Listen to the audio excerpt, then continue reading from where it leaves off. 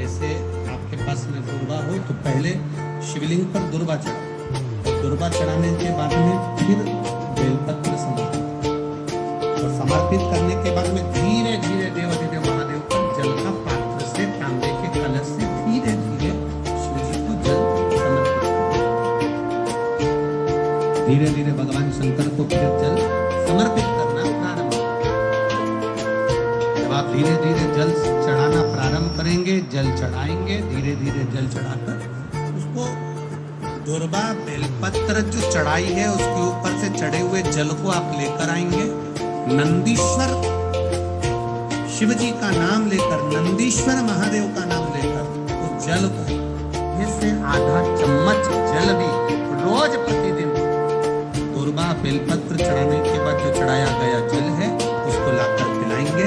धीरे धीरे बाबा नंदीश्वर का नाम लेकर चढ़ाएंगे तो आराम लगना प्रारंभ हो जाएगा। नंदीश्वर थोड़ा सुनता है बाबा, पर थोड़ा देरी हो सकती। एक पत्र आया है, देखो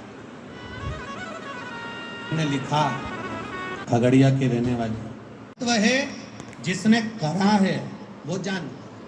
आप में से कितने लोग हैं जिन्होंने पशुपति व्रत करा कभी जिंदगी में? एक बार करा हो, करा रखो हाथ, बहुत बढ़िया करना।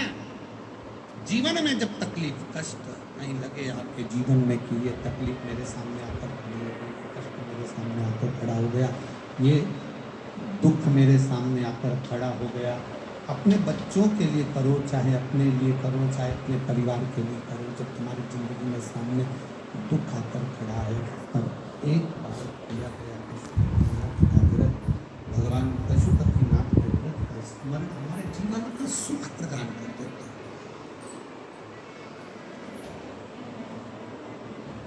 हमारे जीवन का एक आनंद प्रदान कर देता है, हमारे जीवन का एक रस तत्व प्रदान कर देता है।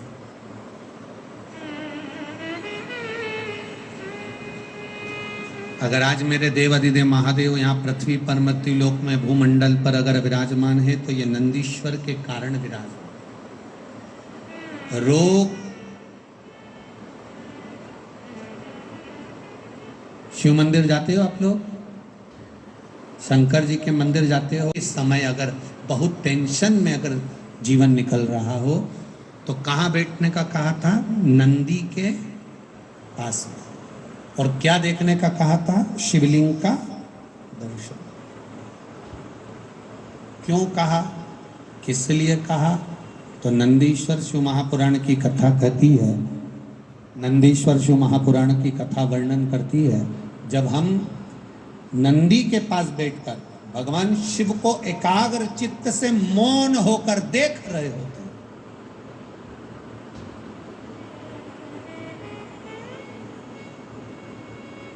तो मेरे भोलेनाथ नंदी के ताप को, नंदी के दुख को जैसे समाप्त करते हैं,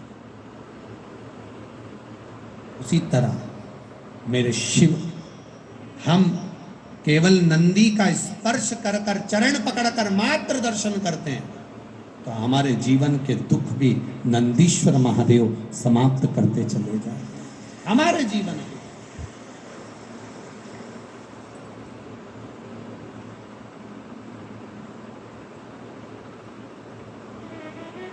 नंदीश्वर महादेव समाप्त। ये शिव तत्व है, ये शंकर अवघड़ी, ये त्रिकालदर्शी कैलाशी की कथा है।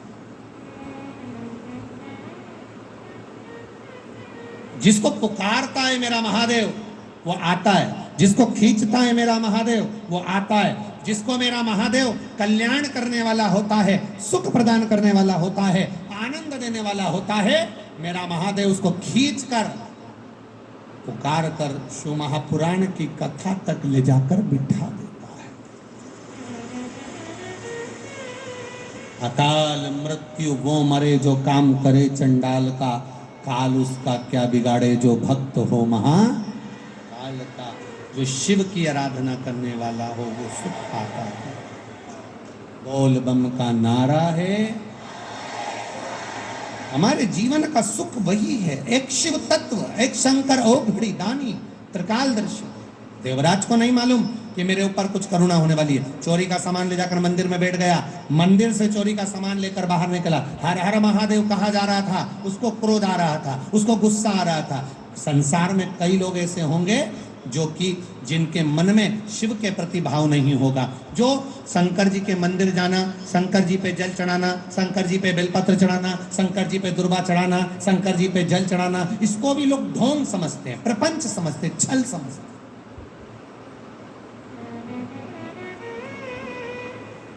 ये दुनिया की सोच है, ये दुनिया के विचार।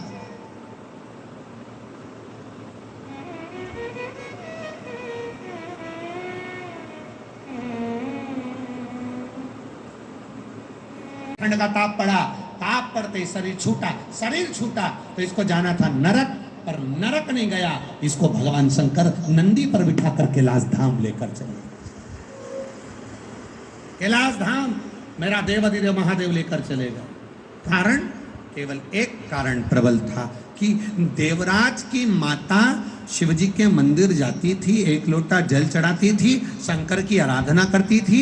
जैसे ये खगड़िया की अर्चना बेन ने लिखा हो, शंकर को एक लोटा जल चढ़ा रहे हो, शिव की स्तुति कर रहे हो, शिव महापुराण की कथा श्रवण कर रहे हो, तो ये विश्वास मानकर चलना, आज नहीं तो कल, कल नहीं तो परसों, कभी ना कभी बाबा आपके हाथ को पकड़ेगा जरूर और पार लगाएगा जरूर, ये निश्चित है।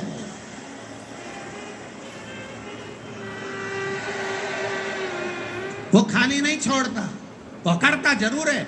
जिस हाथ से हमने भगवान को जल चढ़ाया है मेरा महादेव, वो हाथ पकड़ता जरूर है। देवराज ब्राह्मण का हाथ शिव ने पकड़ा, बैकुंठ धाम कैलाश धाम मिल गया। बिंदुक नाम का ब्राह्मण, जिसकी धर्म पत्नी का नाम चंचूला था, वो चंचूला के पति बिंदुक पानी में डूबकर मर गया था। उसके मुक्ति के लिए शिव जी की आनंदमय कथा सुनना चाहिए।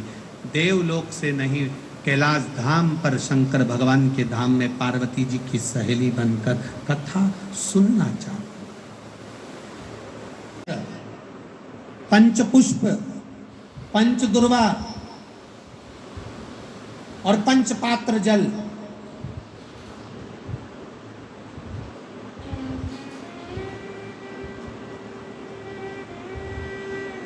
पांच पुष्प, पांच बेलपत्र, पांच दुर्वा और पांच पात्र, मतलब 5 लोटा, जम के बोलो, जल। ये कोई साधारण नहीं है। पंच बेल पत्र के साथ, पंच पुष्प के साथ, पंच दुर्वा के साथ, पंच पात्र जल के साथ, ये सहजता नहीं है।